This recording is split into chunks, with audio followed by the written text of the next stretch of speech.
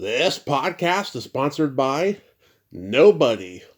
Hey dudes, welcome to Splat from the Past, the only 80s themed horror sci-fi show where things can get totally radical. Now today I will be welcoming back the beautiful, the talented, the funny Sara Ballantine. Sara, of course, is the daughter of legendary magician Carl Ballantine. And she was a dancer in Phantom of the Paradise, the Brian De Palma cult classic celebrating its 50th anniversary. And we are going to nerd out on the entertainment of our youth today, talking about film, television, and music. And I'm so excited. It's been 4 years since our last podcast. I think the pandemic was just starting the last time we talked. And it's going to be great to have her on and have her back on and talk. It's going to be fantastic. I'm also going to find out if she's got any voiceover gigs going on or anything exciting happening at the Magic Castle, because she does magic as well. And I'm pretty excited about it. Also, happy birthday, Jeff Goldblum. Oh my God, one of my favorite actors of all time. And he's been in so many great movies. Death Wish, Annie Hall, Thank God It's Friday, The Big Chill, Into the Night, The Adventures of Buckaroo Banzai Across the Eighth Dimension, Silverado, Transylvania 65000, The Fly, Jurassic Park, etc. And I just love him. Happy birthday, Jeff. Also, tomorrow I'm going in for my MRI, and on Thursday I'll probably announce what the outcome was, and we'll see just how good it'll be. And finally, happy National Toe Sucking Day. If you love feet as much as I do, suck those toes. So yeah, here is my new interview with Sara Ballantine.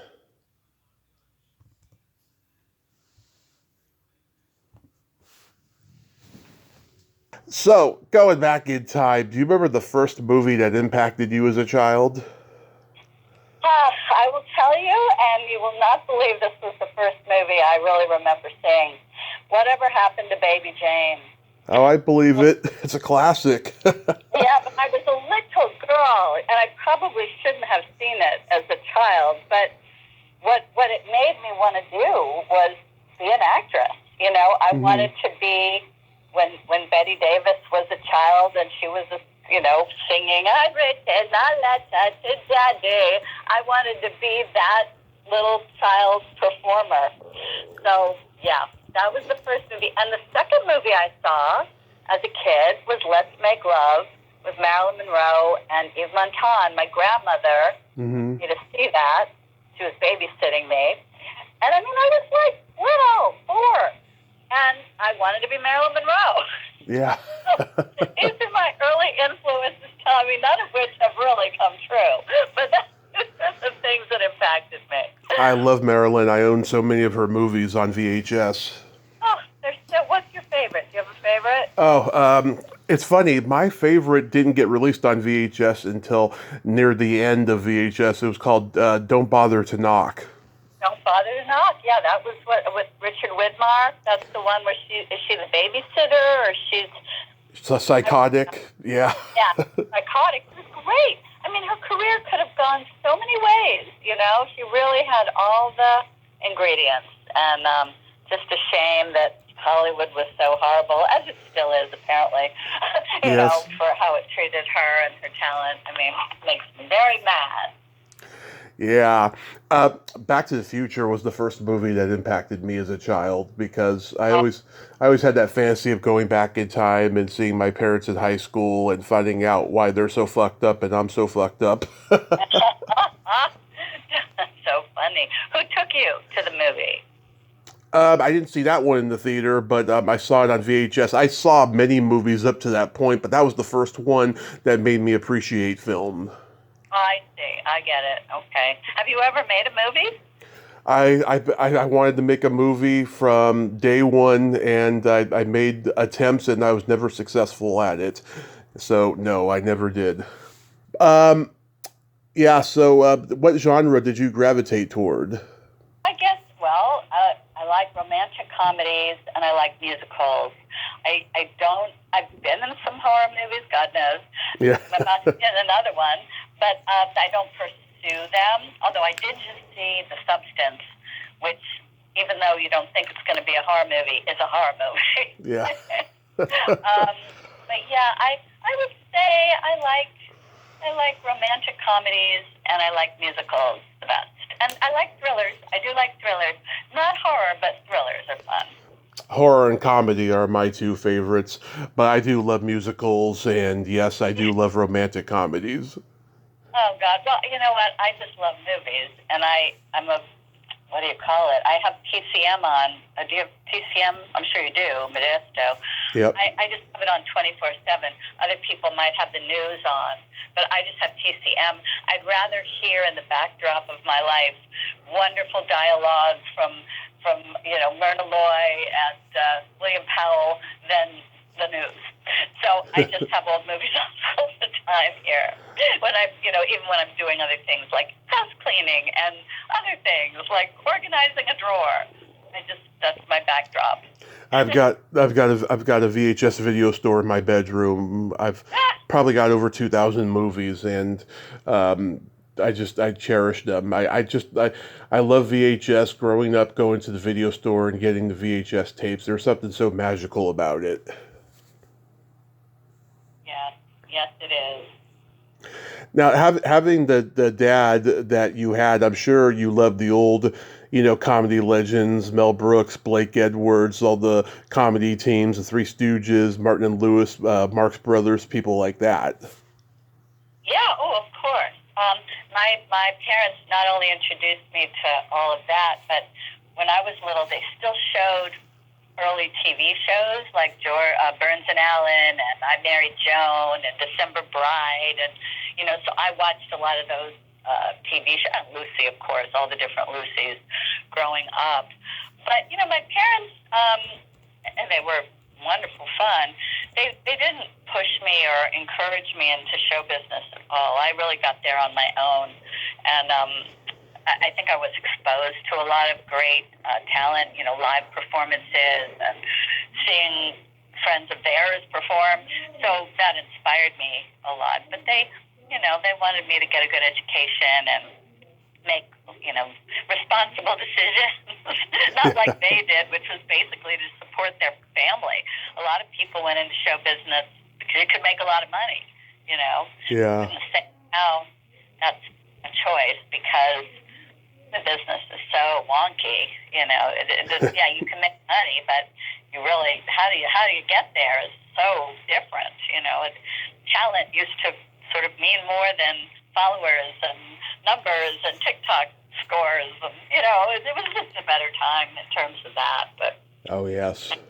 I'm grateful to have learned about that, and I'm still friends with all these people who are obsessed with the old movies and Laurel and Hardy and, the early days of... when I think about movies, you only have to go back about 110 years, 20 years maybe, to really know the whole oeuvre. Whereas if you want to study history or religion or rocks, you have to go back thousands of years. But to understand the movies, you don't have to go back too far. That, everybody who loves it should really have a good overall history of how it began, where it began, George Méliès and, the early days. It's all fascinating. I find it all fascinating. It is. Did you have any movie crushes growing up? Well, ironically, they all seem to be women, which, of course, I'm not a lesbian. Not that there's anything wrong with that. Yeah. But I loved Marilyn Monroe, Brigitte Bardot, and Edie Adams. Oh, yes. Imperial cigar commercials. Why don't you pick one up and smoke it sometime? I thought that was it. I wanted to be that. I'm trying to think the first male crush that I had. It was probably way later, and I think it was Warren Beatty, because I saw Bonnie and Clyde like 12 times. Yeah. I just thought, and of course his character supposedly had difficulty performing with women, but I found him very, very sexy in that movie. Oh, God, Bonnie and Clyde is one of my top 10 favorite movies of all time. It still holds up. Isn't it incredible? incredible. I mean, Yeah. good. And to, for me, I don't love violence, and of course Yeah. it has the most violent ends ever, but just the characters were so interesting and how it was shot and the look of it and the feel of it. Delicious. Just a delicious movie about a very sad subject. Yeah, Gene Wilder's in it too. It's one of his first movies. Yes. Did you see the documentary on Gene Wilder? Not only did I see it, I also had his widow on here. Oh, how wonderful. Yeah. He was, of course, unbelievably wonderful. My dad got to do a movie with him, The World's Greatest Lover. Yep. That I believe Gene Wilder wrote and directed. One of my favorites. It's so underrated. Really? Oh, I love that. Yeah. His Uncle Harry, and we went to the premiere of it, and I got to meet him, and I was so impressed with him from other things. And I think that movie was ahead of its time too, just like Phantom was.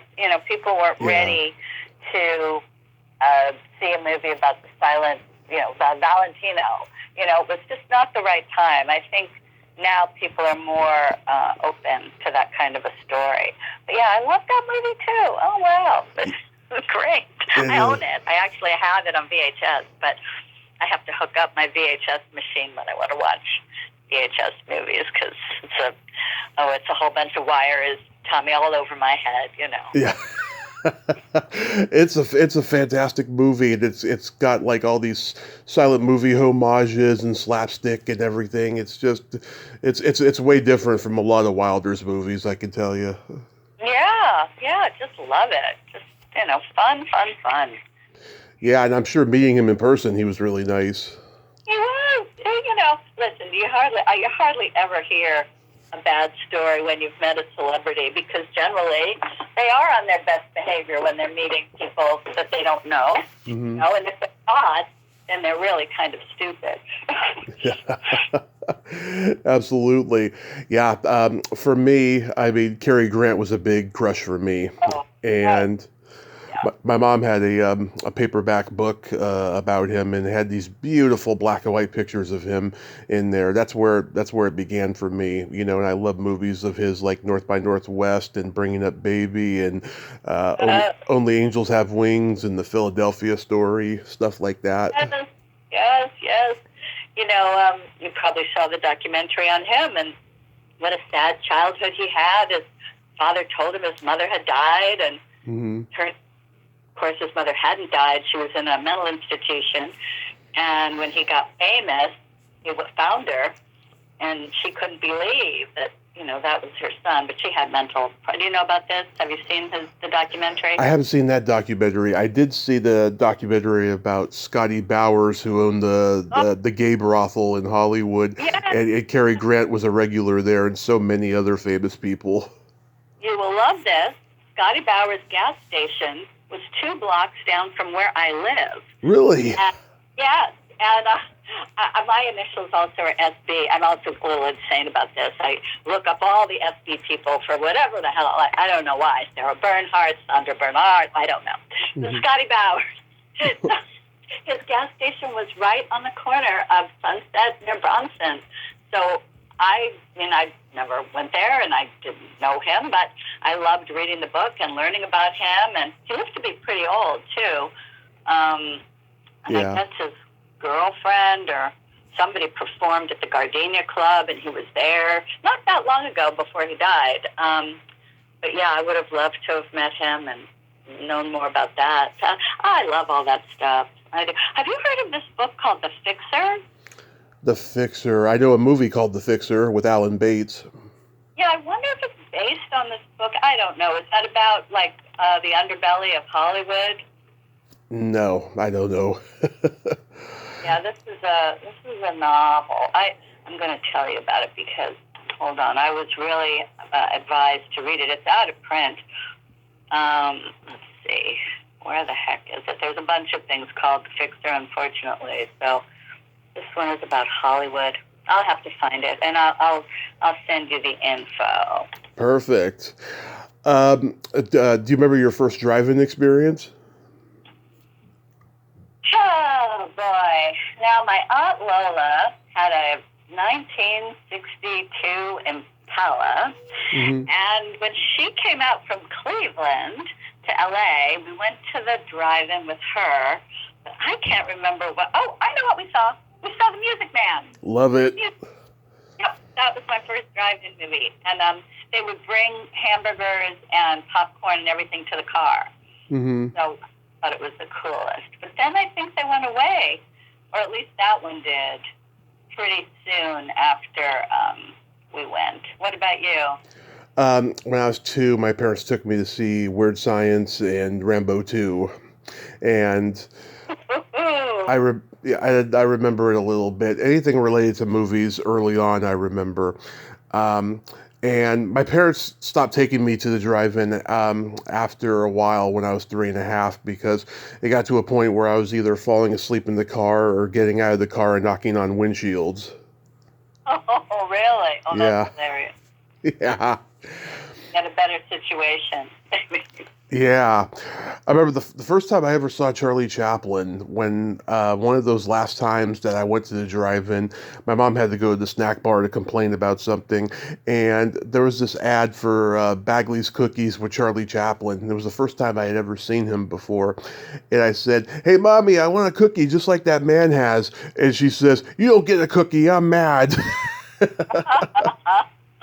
Oh, that's funny. Yeah. I love Chaplin. Oh God, Chaplin! What did I just watch recently? The one with the blind girl. Oh, City Lights? City Lights, and he was apparently quite a browbeater to her.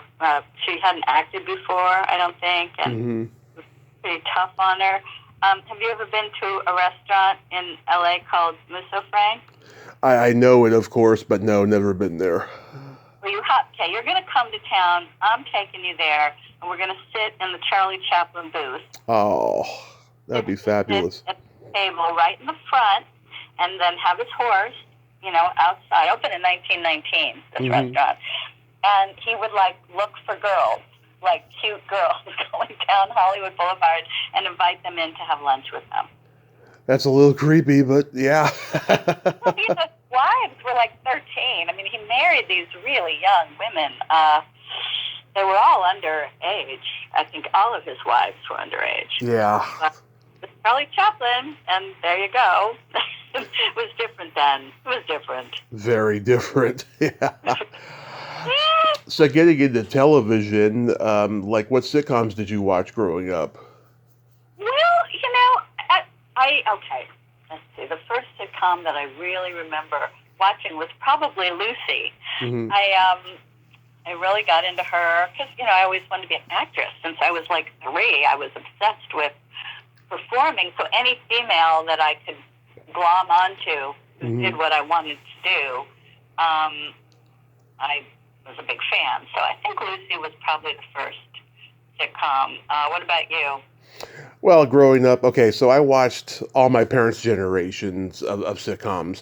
I watched The Munsters, The Addams Family, Get Smart, F Troop, Green Acres, Leave It to Beaver, stuff like that, And I mean, yeah, I watched the sitcoms of my generation, but those classics, there's nothing that beats them. They were just so moment in time and just so fabulous. Yeah, no, you're absolutely right. God, my sister, I have a sister 9 years younger. She grew up, it's like another generation, of what she watched. But my mom and dad were on all those shows. So, of course, I'd watch, what my dad was going to be on, I Dream of Jeannie or That Girl. Yeah. Or, he didn't do F Troop, or, because McHale's Navy was sort of, it wasn't like F Troop, but, McHale's Navy, I always thought it was more of a boys' show. It wasn't so much a girls' show to me. Yeah. Well, let's see. What did I really like? Well, That Girl, I guess, was my favorite. Marlo Thomas wanted to be an actress in New York City because that's what I wanted. But I missed the whole Brady Bunch. My sister watched the Brady Bunch. My mom and dad both did episodes of the Brady Bunch. I watched it when they were on it. And I Dream of Jeannie I liked. I thought Barbara Eden was great, and the show was fun. I like the Munsters and the Addams. I watched those too. guess those were all part of my favorites. I wasn't obsessed, though. I wasn't obsessed with television. I was more obsessed with the movies and theater. Mm-hmm. I mean, I watched them all, of course, but wasn't like I wanted to jump in the television and be on it. Did you know that when Barbara Eaton first started doing I Dream of Jeannie, she couldn't show her belly button on TV. It was considered taboo. And the reason for that is because the NBC censors thought the belly button was an enticement for the breasts and the vagina. Ah, well, God knows it's all there now. I was watching Disclosure, I think it's called, the Kate Blanchett thing on Apple TV. Yeah. It's almost like porn. I mean, it's everything. You see everything, and everyth's there, and I grant you it's on Apple TV, but yeah. There it is. There it all is. Yeah, it's funny. When I was growing up, McHale's Navy was not in syndication. I had to find out about that show through my dad, and then of course the Tom Arnold movie remake came out.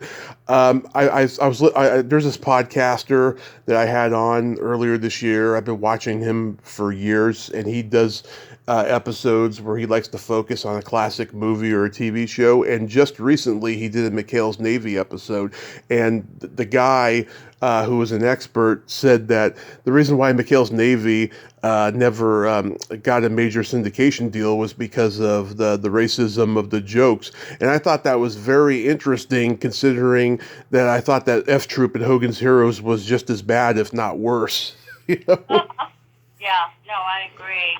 I mean, now McHale's Navy is on, I think it's on the Me channel or something, but it is, it's kind of dicey, certain episodes. I mean, like, a lot of stuff today just, it's not that it doesn't hold up, it's just that we've become much more aware of things.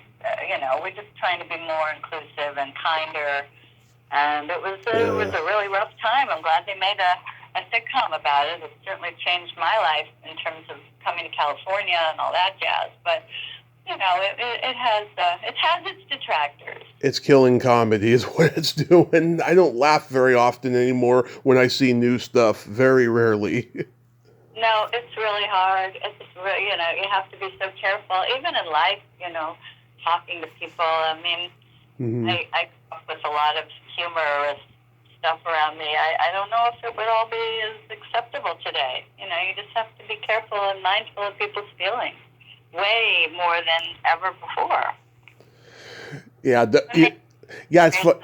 it's funny when you watch the evolution of sitcoms. In the 50s, you had these wholesome, white, all-American families on television. Then the 60s come, and sitcoms become more fantasy-based, like you're watching What If stuff, like all the stuff that we just mentioned. And then when the 70s comes, Norman Lear, Gary Marshall, James L. Brooks, they changed sitcoms forever with social commentary talking about race and class. Right. Absolutely. Yeah. You're very knowledgeable about all this stuff. It's really great that you have educated yourself so well about everything. You don't see too many of me out there, I'll tell you. Everyone's got a podcast now, and they don't know what they're doing. No, I'm very picky. I get asked to do a lot of things, and that's why I asked if this was, on Zoom or on the phone. I get asked to do a lot of podcasts, and I research the people doing them, and I have to at least respect what they stand for and the kind of podcast they have, and the kind of followers they have. But you are very knowledgeable. How often do you do yours? Almost every day. Oh, really? Wow. That's great. Yeah, well, when you're injured from a car crash, a decade ago, there's nothing else to do really, and so why not, put your passion to good use? You know what I mean? Yeah, no, it's wonderful. I think that you've made, lemonade out of lemons, or whatever they say. You really have found a way to use your creativity in a way that, very smart of you. Yeah. Did you watch variety shows growing up? I love variety shows. Oh, God, I love people like Joey Heatherton. I thought he was fantastic. I loved, Raffin and Goldie Hawn. And, oh, yeah. variety shows. Donnie and Marie, I know people make fun of them, but I wasn't a big fan of theirs growing up, but a couple of years ago, 5 years ago, more than a couple, I went to see them live at Pantages. They put on one of the best shows I've ever seen. They are both so talented, so entertaining. They sing, they're funny, they move well, they've got fantastic taste in what they do. Mm-hmm. But they come out in the audience, they make you feel like you've known them for years. I mean, they're just really talented people. I loved variety shows because you got to see, people singing and dancing, which, of course, I love. So, yeah, I watched, as a real little girl, I watched Ed Sullivan. And then moving on to the various craft comedy hour and all the different music, the craft music. Maybe that. Sonny and Cher was great. Oh God, Sonny and Cher every day. I mean, whenever it was on, Sonny and Cher was a huge, huge favorite. Yeah. They actually made a good attempt at doing a variety show that was kind of like laughing with all the jokes and stuff. But it's funny. So many people wanted to be laughing and they failed. I mean, you look at all the variety shows that came after them. They were just so bad, Yeah, I agree. God. Yeah, I mean, Donnie and Marie had theirs, the Bay City Rollers, Shields and Yarnell. God, so many of them. Oh, Shields and Yarnell. Wow, yeah, I hadn't thought of that. They were great too. Yeah. So much talent. And we have a lot of talent now, but they don't really have variety shows. We've got The Voice and America's Got Talent, but it's a different thing. They're contests is what they are. Yeah, exactly. Maybe we should bring back Variety Hour. Maybe we should try to do that. I mean, I know a lot of magicians. I've been having this conversation with people. It would take so much ego and pride to get a variety show going nowadays. I mean, we still got Saturday Night Live, Right, 50 years coming up on, but that's about it. Like, everybody wants to host Saturday Night Live, but I don't think anybody wants to make the effort to do a sketch comedy kind of a show. Well, it's pretty hard to do one and have it be good. So many of the sketches on SNL, God bless them, they have a beginning and a middle and no end, or they have a beginning and an end but no middle, or what I mean? They're never all fully satisfying. Yeah. And sometimes the hosts are good at it, and sometimes they're really not. You see them reading the cue cards, and it sort of loses some of the fun. And I don't know. It's tough. It's a hard thing. But if we had a variety show like with one host every week, like Jerry Seinfeld hosted a comedy show. Yeah. And then variety show, and then every week we have different people performing, and he can introduce them and be funny. Mm-hmm. Well, let's just bring back Chuck Barris and the Gong Show. How about that? I love the Gong Show. I watch reruns of the Gong Show. Tommy, I'll just confess it now. Yeah, oh yeah. I mean, I've talked to the unknown comic Murray Langston. He was on there, back in the day, and oh my God, it was just an incredible time. I mean, Pee Wee Herman, Paul Rubens, he got to start on the Gong Show. That's right. That is correct. And I'm not positive about this, but I think my dad was one of the judges when Paul Rubens did the Gong Show. Probably. But Paul ended up living up the street from me, and I got to know him a little at the Magic Castle because he's friends with Erica Larson, daughter of the founders of the Magic Castle. And I got to know him a bit. And then somebody sent me his, I'm not positive about this, but I know my dad watched the Gong Show. He certainly liked him a lot. He was a big fan of Paul Rubens. He thought he was great. Yeah. He really was. It was so sad he died. It's very sad. These people who die so young, and it just seems like such a loss because there's nobody like him. Nobody. I mean, he formed my early love for comedy, like from the get-go. I mean, I was watching Pee-wee's Big Adventure and Pee-wee's Playhouse from like, 3 years old on, and it's just, I love comedy because of Paul Rubens. I mean, he was just a legitimate hero for me. Absolutely. And I got to meet him too. In 2019, he was at Monsterpalooza signing autographs. Me and my mother spent 2 hours and 30 minutes in line, which is really bad for my kneecaps, post accident, but it was worth it. And when we met him, he was just the sweetest guy and just very present and very social, and he was great. It was one of the best experiences of my life. That's great. Love that. I love that you got to meet him. And yeah, the nicest. I mean, just a really wonderful person. Yeah. Did you watch Batman? Oh, yes. I watched Batman, too. I enjoyed that a lot. Yeah. Oh, I was a huge Batman kid. My dad passed that on down to me. My aunt and my uncles, they all went to go see the Batman movie in 1966 at the drive-in, and it was like one of his fond memories from childhood, of his big sister taking her little brothers to see Batman. Oh, so great. So great. Yeah, and I got to interview Burt Ward during the pandemic, and he's even though he was like 75 at the time, he still sounded like he did when he was 20. He had the same voice, and there was a mix-up with the day and the time, and he was upset at his publicist. He was yelling out loud about his publicist, and I'm trying so hard not to laugh because I'm expecting him to say, "I'm not going to be a pawn in your game, Joker." Oh, speaking of Joker, I just saw the new one that everybody's not liking, and I loved it. Uh-huh. He never stopped singing, Joaquin, and, Gaga's fantastic. It's like a musical. Yeah. Sort of very little. Have you seen it? Did you go? I saw the first one in the theater and loved it. Even more so to find out Mark Maron was playing Robert De Niro's producer. Right, right. So fun. Some good casting.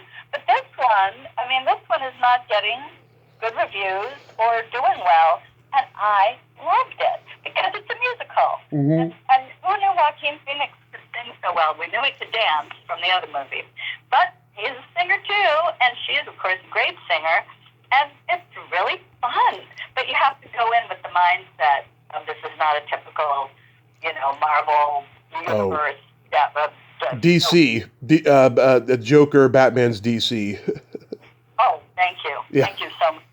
I'll go with that getting out that I was so wrong about that. Oh, thank you. And it's just, I think it's a really fun movie, and if you go in not expecting the typical Joker story, you'll have a great time. I'll check it out for sure. Yeah, you see it.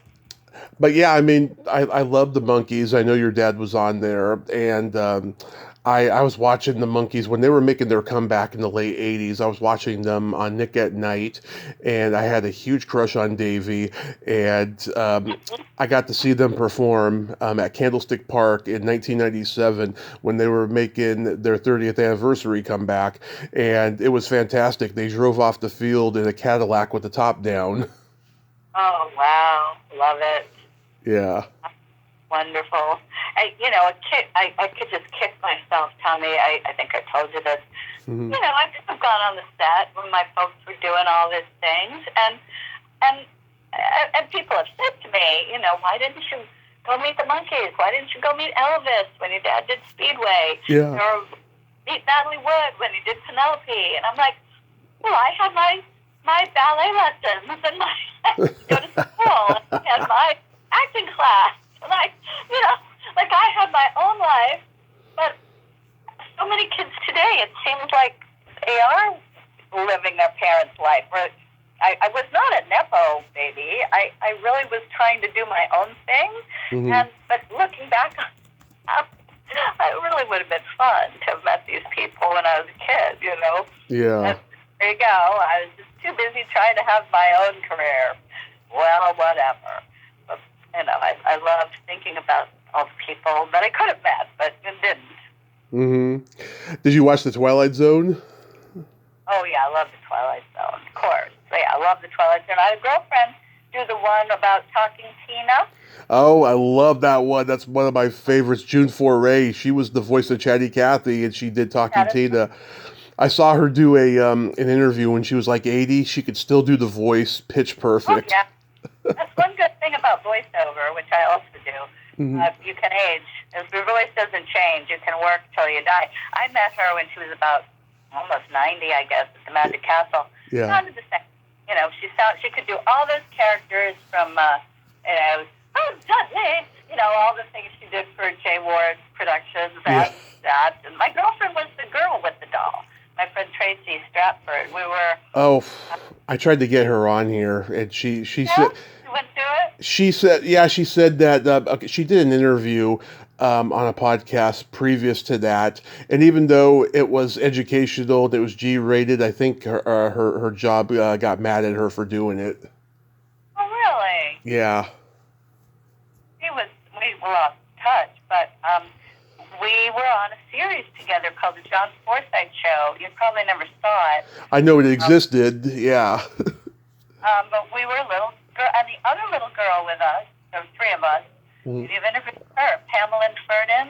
I've been trying to get Pamela on for years, and she keeps telling me when her book comes out, but I don't know when it's going to come out. Oh, okay. Well, I guess she's a big animal activist. Yeah. She lived near me, and my sister is a vegan and an animal activist too, and I think they've crossed paths, and I think she said to Pamela, Sarah did this show with you when you were little on the Forsythe Show, and we were Facebook friends for a while, and then she kind of dropped me. Huh. Never. And like sometimes people are. I don't care. I'm not going to go around spouting my age, but I don't care if people know how old I am. I'm proud that I've been in show business my whole life, and I'm this age, and I'm alive and well.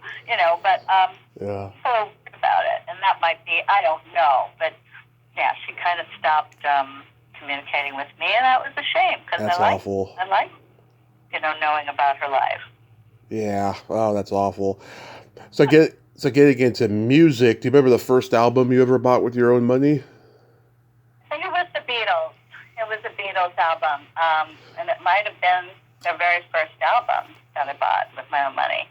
And then I was a huge Beatles fan, way more than the Rolling Stones, and they sort of came up similar timeline, but I was a Beatles enthusiast, and my parents were kind of horrified. Do you remember you remember seeing them on Ed Sullivan? Oh yeah, for sure. Oh, it was thrilling. Yeah, I've interviewed Debbie Gendler, who was the president of her fan club, and she was that 13-year-old girl with the dark hair on the monitors that night.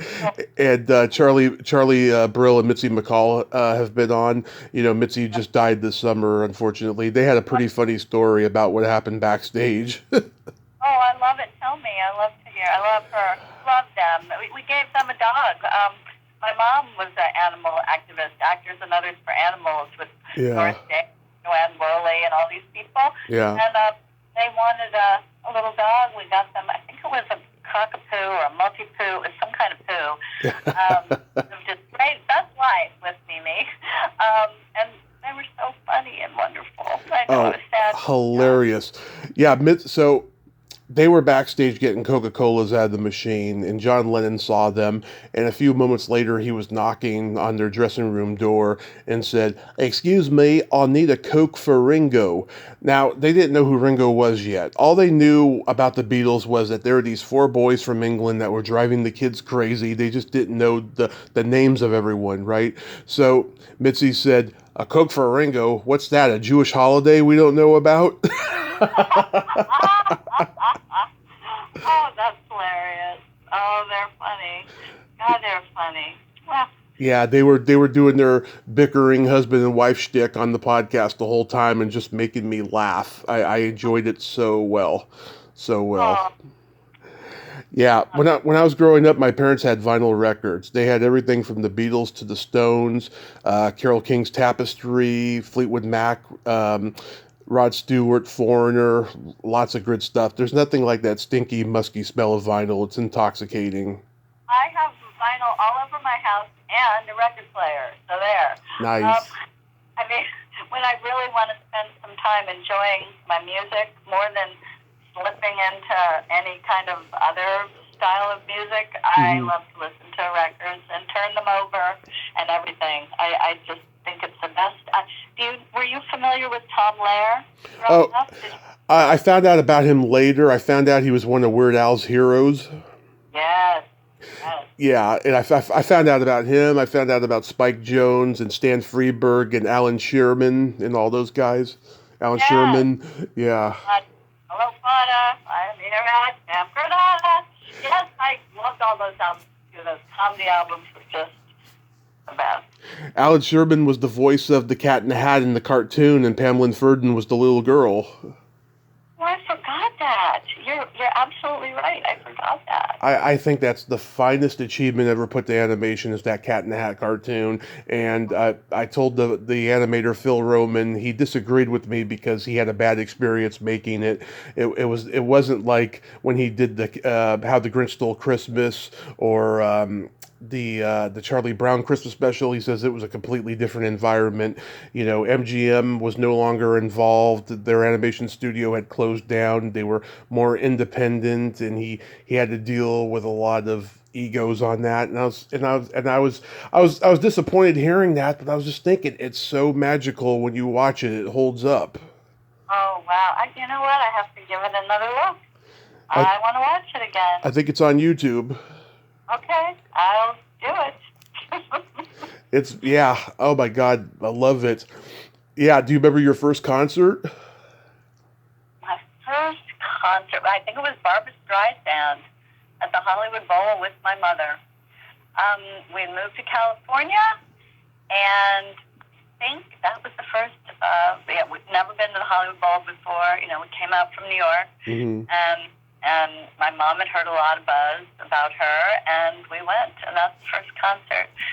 Certainly not the first rock and roll concert, but the first live concert I ever went to was Barbra Streisand. And wow. Then after that, God, you know, I went to school with the Cowsills. Do you remember the Cowsills? I've had Bob and Susan on here. Are you kidding me? Oh my God! I love the family. I love them. You should get John and his wife Vicky. I would love to have them on, but they've been non-responsive to me. Well, you know what? I'll reach out to them. They just came back to LA. I mean, they live in Malibu, but They're doing their Action Schools tour thing. Yeah. I'll just mention it. Actually, if when your podcast is ready and you give me some stuff, I can, what do you call it when you can advertise something? Oh yes. Promote. Yeah, something like that to promote. I can let them know I'm on it because they'll probably be interested if they know I did it. That might help them want to do it. And if you've done Bob and Susie, I don't see why John wouldn't want to do it. Yeah, Susan is one of my favorite interviews I've ever done because she had this great energy. She was fun, and we got a little deep and heavy near the end. I was asking her about recovering from alcoholism because I've been there myself and stuff, and she was caught off guard in a very good way because she never gets asked about that, and she was just happy to tell me everything about it and stuff. It was a fantastic interview. It was a good energy interview. Oh, she's listen. I know her as a little girl. I mean, when the band was like really famous, before the Partridge Family stole the whole thing and made it TV show, didn't give them any credit. Well, the producers did, not the Cassidys themselves, but the producers, yeah, because they wanted the Cowsills for their own show, and they didn't want to do it, so they made up a family just like the Monkees were made up. Right. Well, the Monkees were so funny too, but I love both of those shows actually. Yeah. But the Cowsill thing, I mean, they're all so talented still and wonderful. And Susan, whenever I cross paths with her on Facebook, it's always just a love fest. I mean, she's just a wonderful, wonderful woman. And she's got a dirty Irish mouth. Yep, love it so much. Yeah. So like the Monkees was like that concert was like my first like like concert, but then I saw Steppenwolf at the county fair, and John Kay was the only original guy, and I thought he was very charismatic and funny, but the 40 and 50-year olds were looking like the magic was gone, you know, but I enjoyed it. But then Alice Cooper was my first real concert in a big venue, and he is such a showman. He'll do one or two songs from every album he's ever recorded, except for those ones in the early 80s where he was fucked up. But he'll do most of them. And, you know, he dies on stage at the end of every show. You know, I mean, it's an extravaganza to see Alice Cooper. Oh wow, how fun! I didn't know that. Listen, I'm gonna confess one of the best concerts I ever saw in my life, and you're gonna either lose respect for me or tell me I'm right on. But I was taken to the Hollywood Bowl Mm-hmm. to see Barry Manilow and Lorna Luft, and I so was not excited about this. I like Barry Manilow. He's okay. Oh, but honey, no, Mm-hmm. not okay. He's one of the best performers I've ever seen in my life, and I've seen a lot of performers. Mm-hmm. He is so entertaining and funny and loose and relaxed and loves the audience and tells stories about how each song got written that's so interesting. I was blown away. I wanted to like go find him afterwards and say, we have to go have coffee. We've got to sit down and have a conversation because you are wonderful. You just want to be his best friend. Now, I've heard so many negative things from people who don't like his music or his plastic surgery or whatever, but I'm telling you, as a performer, I've never seen anyone better. I've seen people as good, but he was phenomenal. Just wonderful performer. He started out, he was like a backup singer for like Streisand or somebody, right? Well, I think he played piano for them. And Yeah. yeah, he was like, wasn't he Bette Midler's piano player? Bette Midler, that's it. But Bette Midler, and yeah, and Ron Dante from the Archies, he gave Manilow his first big break and got him signed to a record deal. Oh wow! Well, yeah, just wonderful, wonderful stuff. He talked about wanting to sing as a little boy, and his grandpa was the only one who believed in him. And when he opened at Radio City Music Hall, his grandpa got to, see him at Radio City Music Hall before he died. It was so, fantastic because his family wasn't that supportive of him. Yeah. Really nice. It's so typical. Why aren't families more supportive of their children's artistic desires? What the hell is with that? I don't know. I think they're much better now because there's more information about it. Whereas back in the day, it was much more contained, and it was such a small world. You would meet people who were in show business, and it was usually people who were not successful at it, and they had horror stories. Yeah, right. Or they were just worried that they were going to have to support their kids for the rest of their lives because they're never going to make a living. Right. Oh no, they'll never move out and they'll never make a living and I'll have to support them. And so they think that maybe too. But now, you're right. There's a lot more information out there and almost too much information out there. Yes, I agree. How about comedy albums? Did you have comedy albums growing up? Yeah, we had Bob Newhart, the phone conversation. Oh, yeah. Those musical ones. Tom Lehrer and Alan Sherman and Sam Freeberg. All the ones I mentioned.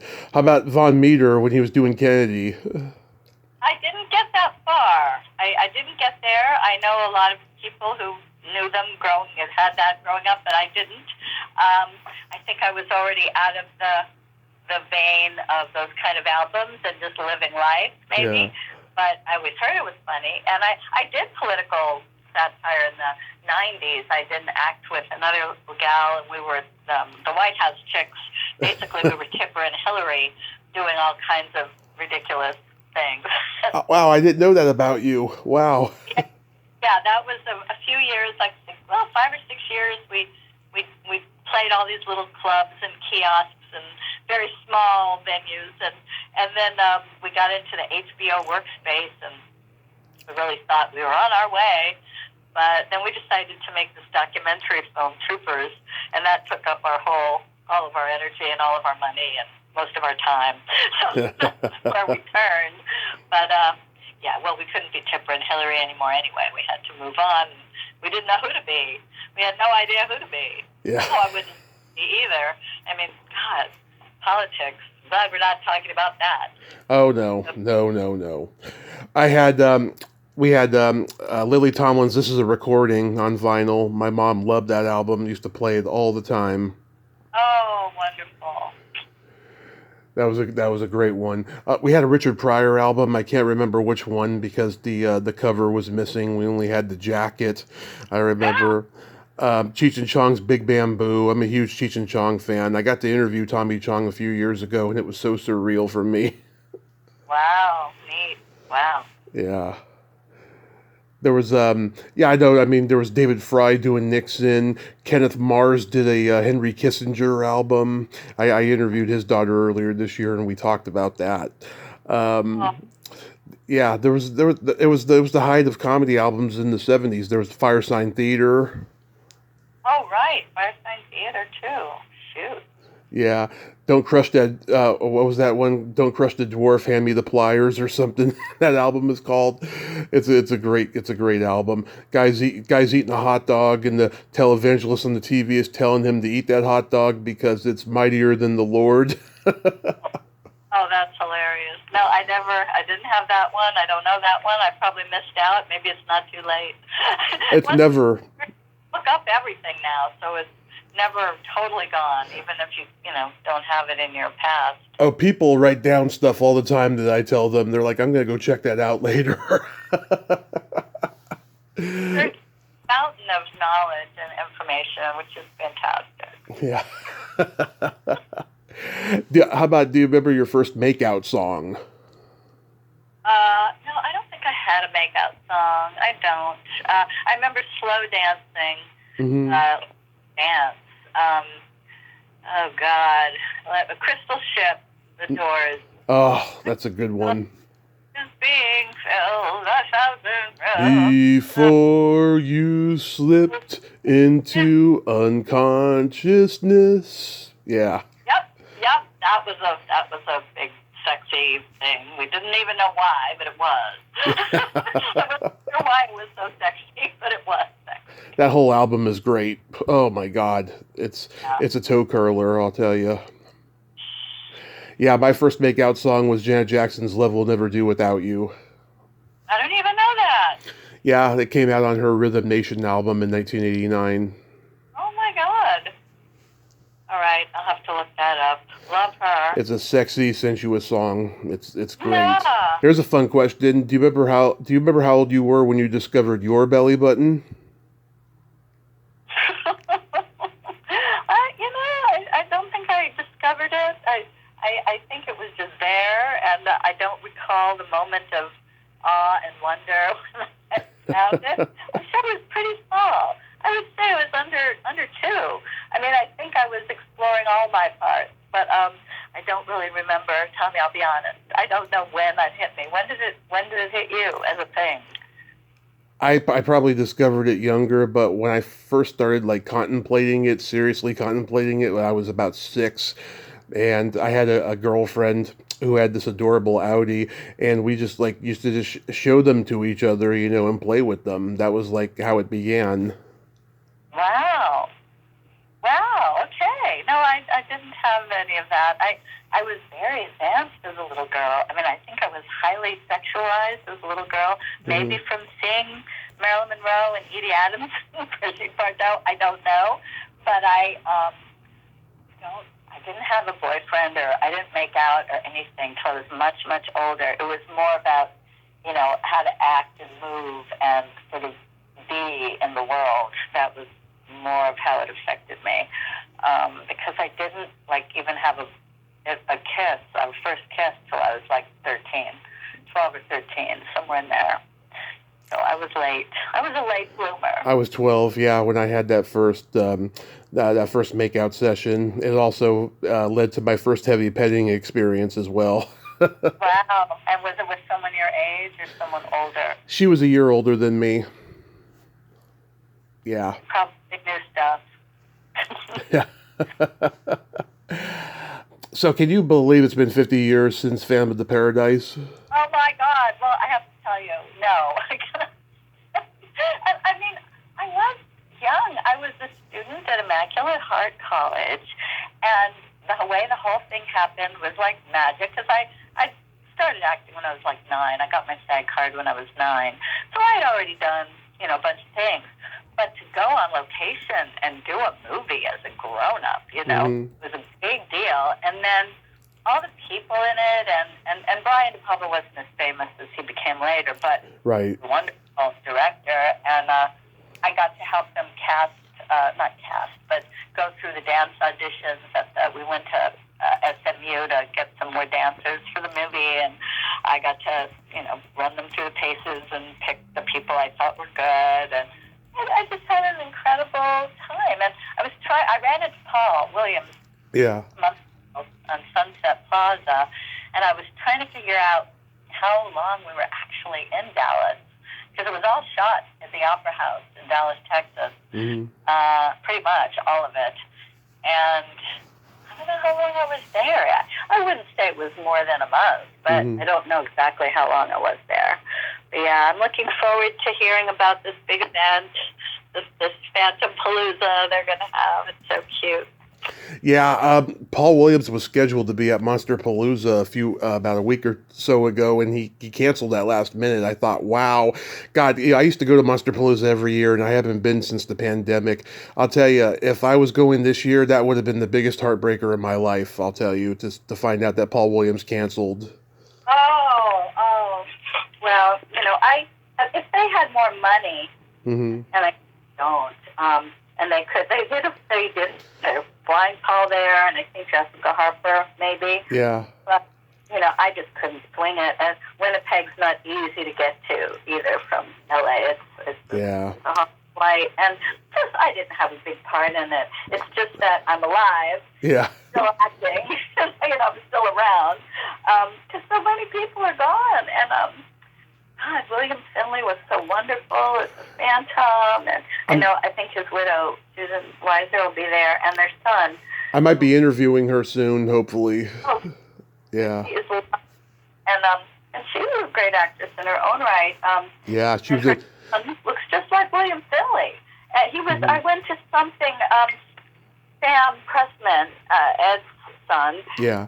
Did a screening at the theater in the New Beverly Cinema that Quentin Tarantino bought, and they showed it on film. And I sat with Sam Pressman's mom, I think, Ed's widow, and I got to see Susan and her son, and then a bunch of big Phantom fans. And, it was just super fun to see it on the big screen. Because, like I say, when I've said this to other people, maybe not you, Mm-hmm. when it first came out, it really wasn't a hit.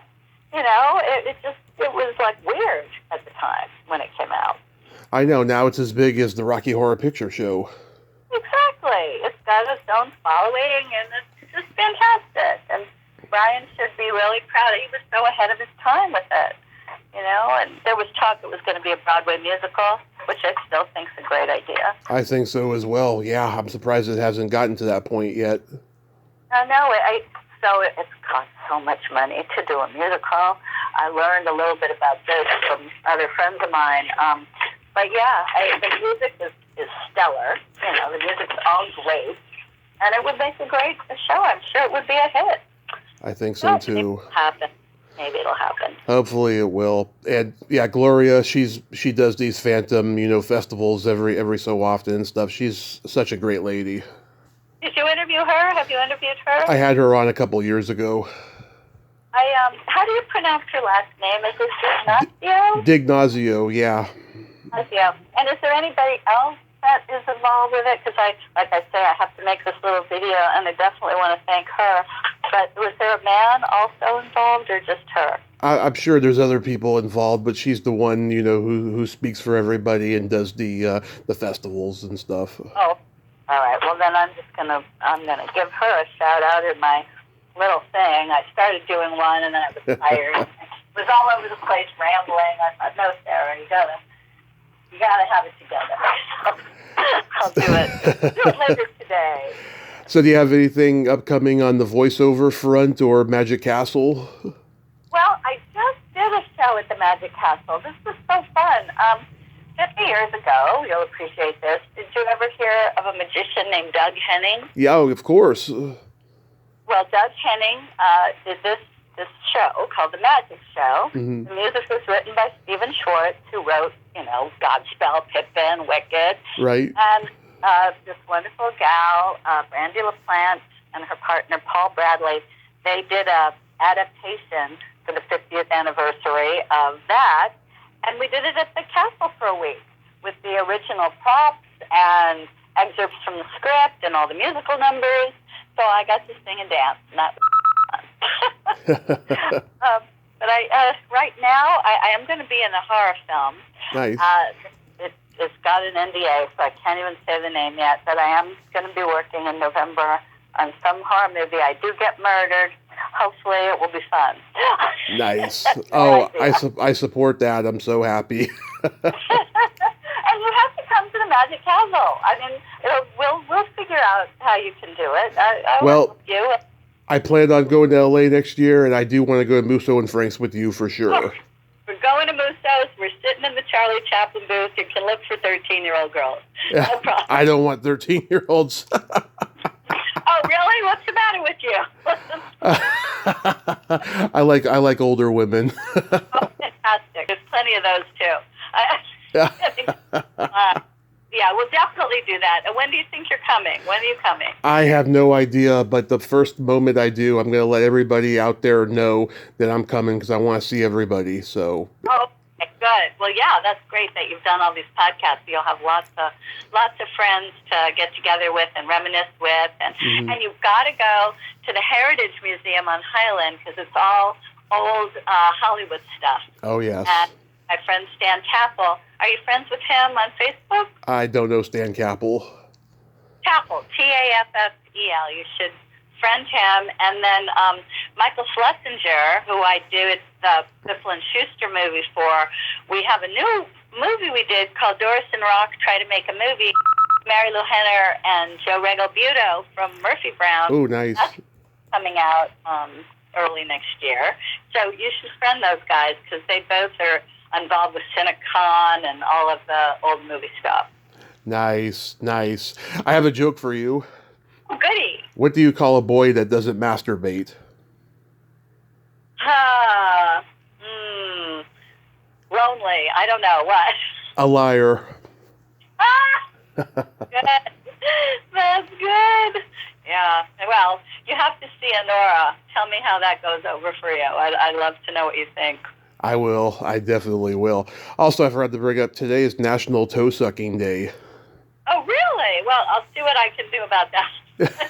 You can find some appropriate way to celebrate. Have you ever had your toe sucked?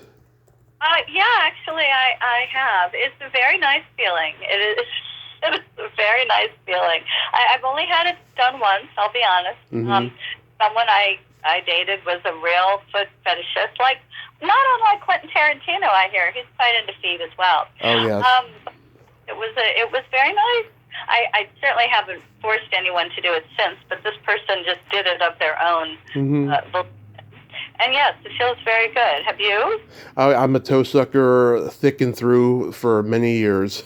Oh, wow. Okay, so it's not that unusual then. I thought it was kind of unusual at the time. Oh, I'm glad to know this about you, Tom. Yeah, I'm very open, I'll tell you, very open. Oh, my God, that's great. That's fantastic. Sarah, I love you, you free-spirited beauty. Thank you so much for nerding out with me today. I had the best time. It was a delight. I wish you all the best and just keep feeling good and enjoying all the things you enjoy because it goes by so fast. Yes, Musso and Frank's when I come to LA next year, and have a happy holiday season and be safe. Thank you, darling. You too. Be safe. I can't wait to see you in LA. Absolutely. Bye-bye. Yeah. Bye. Well, there you have it. Sara Ballantine, ain't she a sweetheart? I fucking love her. I'm so glad that we got to talk today and we got to be nerds and we got to have some naughty talk there at the end. I just love her. She is a gem. She is a true gem. Well, until next time, this is Tommy Throwback Kovac saying There's no shame in living in the past because the present sucks. Later, dudes.